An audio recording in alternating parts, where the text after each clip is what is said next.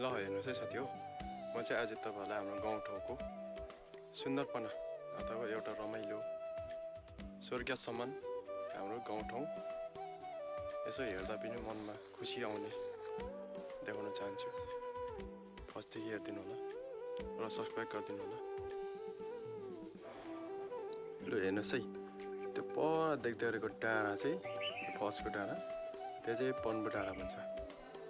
तपाईँहरू गएको पनि होला सायद।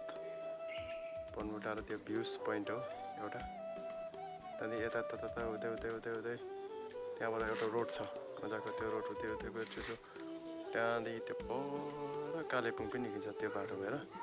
पर यो बिचको पाहाड देख्छ एउटा, त्यो डाँडी चाहिँ कालेबुङ दुर्पिन डाँडा भन्छ। दुर्पिन डाँडा हो।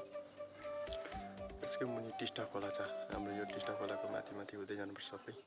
त्यहीँ जाँदा तपाईँको त्यहाँदेखि फेरि हाम्रो हेर्नुहोस्, यो पारी भन्छ कान्दुङ बस्ती।